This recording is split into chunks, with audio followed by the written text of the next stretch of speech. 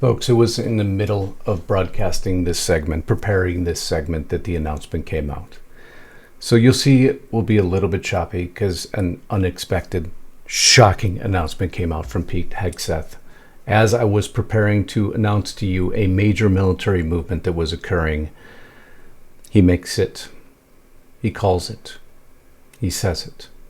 Prepare for war. And here is the broadcast, and you will soon see the interruption.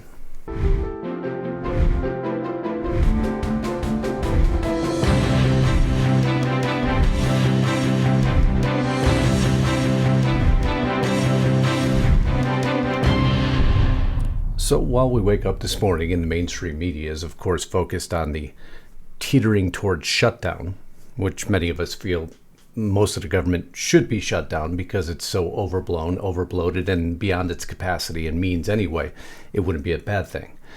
There's actually some major stories happening. Do a lot of you know what this means? I hope you do, because it may go to explain exactly why Hegseth and Trump suddenly are having this major military meeting, because this just happened a few days ago, and last time we saw this, do you know what happened 6 days later? Of course, it wouldn't be a news day without a sick and twisted story to always bring you. This showed up on the campus of Arizona State University. The flyer reading, Target Practice USA. It's worth the cost of, unfortunately, some gun deaths every year so that we could have the Second Amendment. Disgusting, isn't it? Literally, someone took the time and effort to make that. It's not going to end, folks. I mean, Nancy, what do you think about what just had to say there?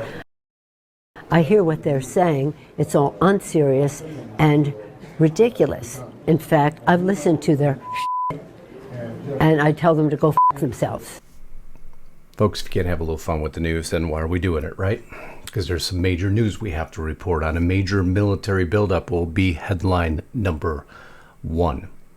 Followed by, and where I'm going to continue over at Restricted Republic, and the extended version of this will be FBI releasing, suddenly, magically, mystically, information on the J-6 pipe bomber, which I have covered in great detail. And why do we continue to focus on that storyline? The single greatest action that facilitated the protesters' ease of entry into the Capitol on January 6th was the placing of the pipe bombs. Period. End of story.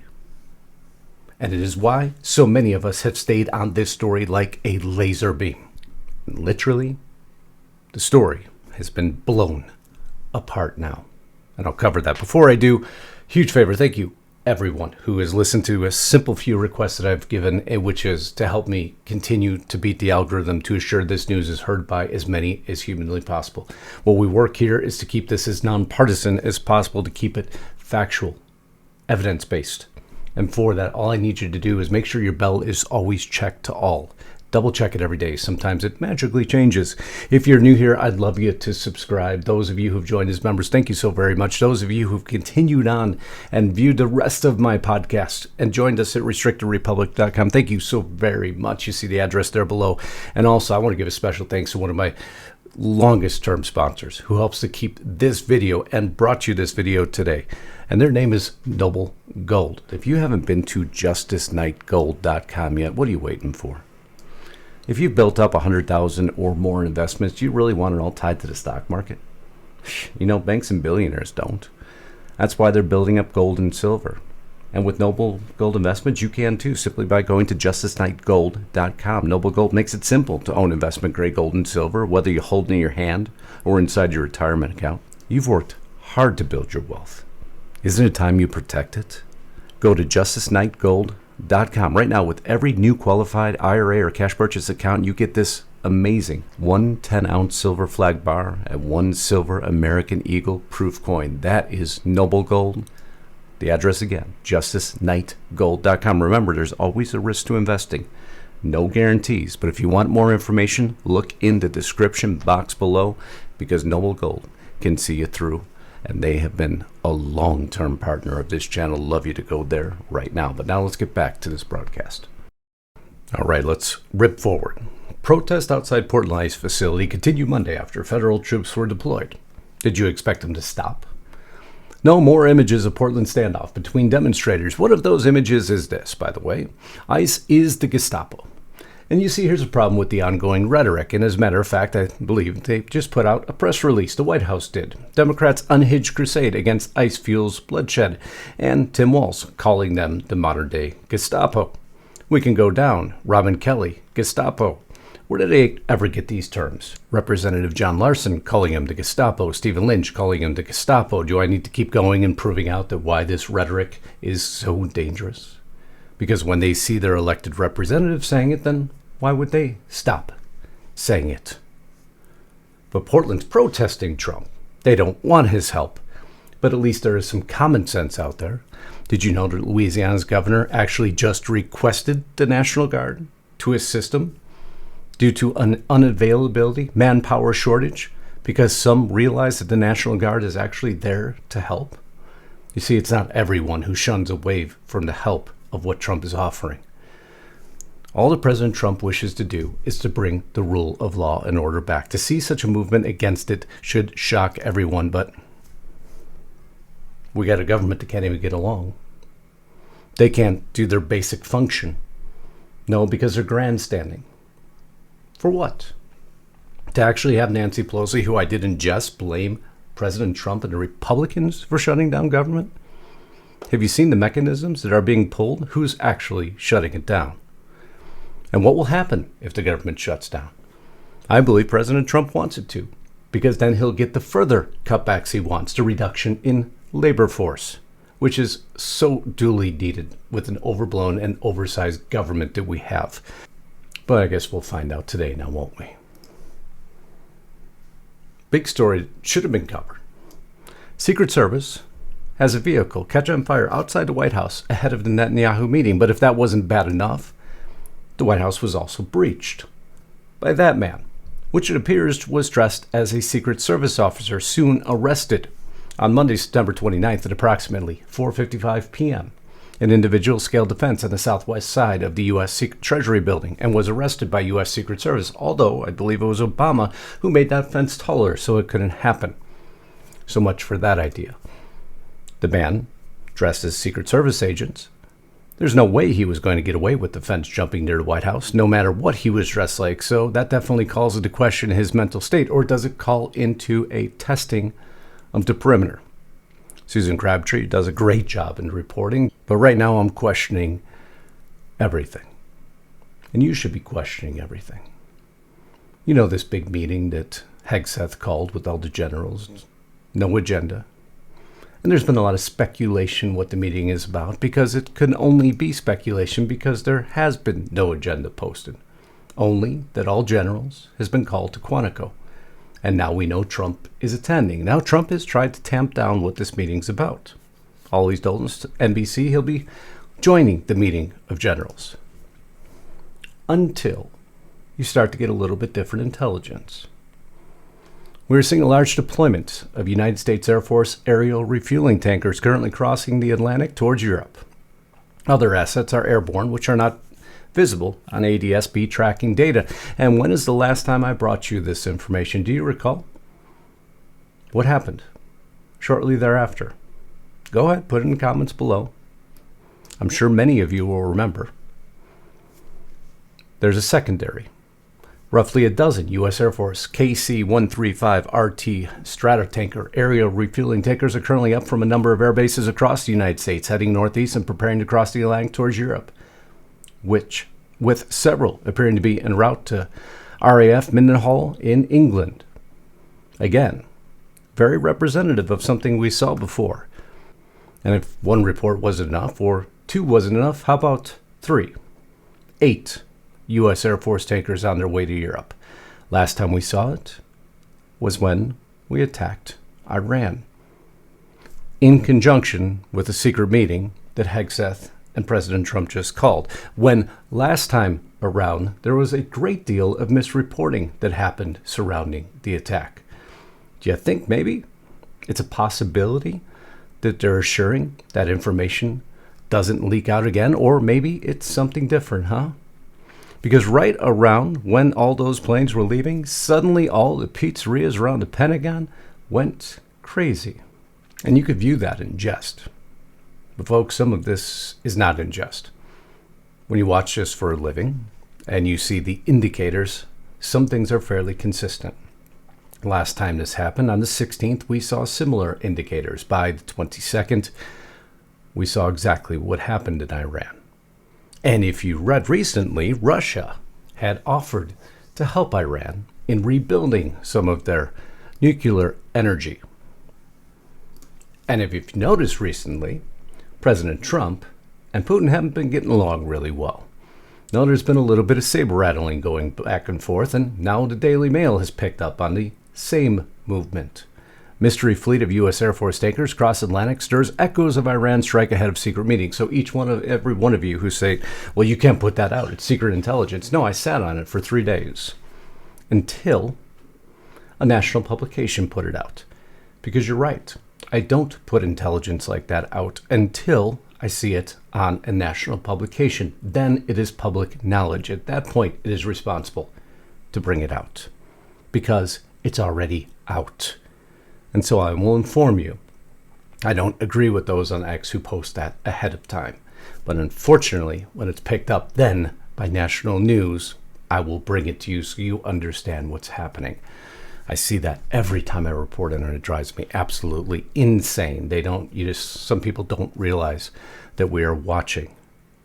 Pete Hegseth tells generals to prepare for war in unprecedented speech.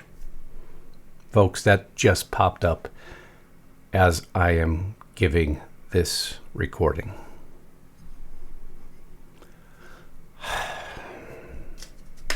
Well, that is not something I wanted to be right about, and that is what he just announced. I'm sorry, folks, that just gave me absolute chills. That literally just struck up as you saw me recording this. Pete Hegseth has now told all generals to prepare for war. As I am reporting to you that Stratotankers are moving across to Europe. So I guess I was right. Secretary Hegseth says Pentagon will overhaul policies to liberate commanders, which is an indicator that we are going into war posture.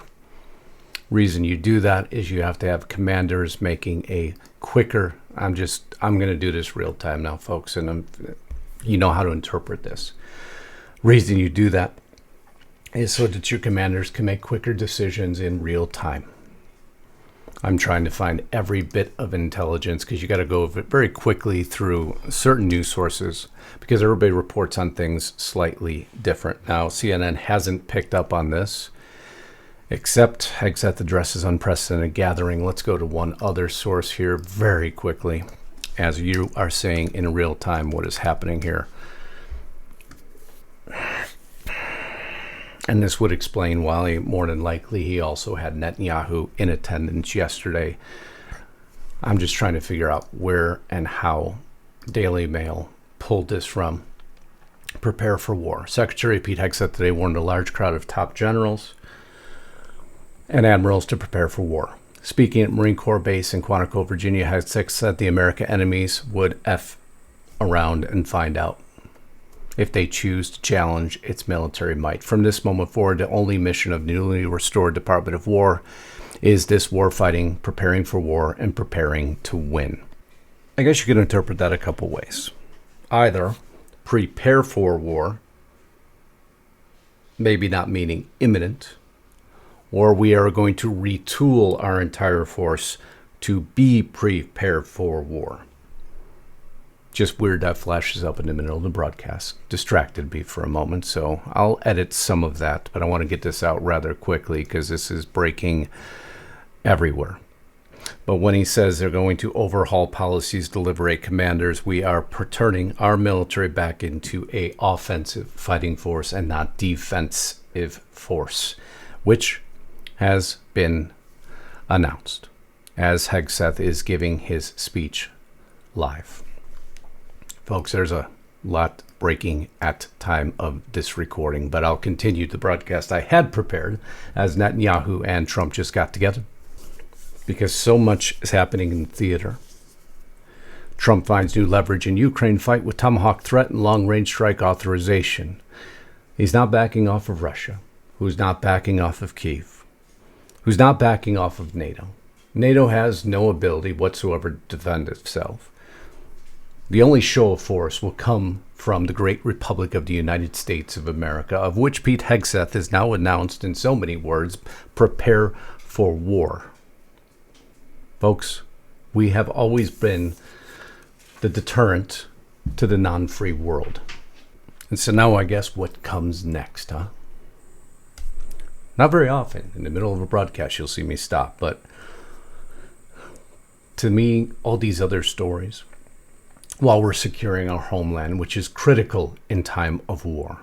It's why these folks who are arguing against border security and clearing out illegals within our country is nonsensical to me.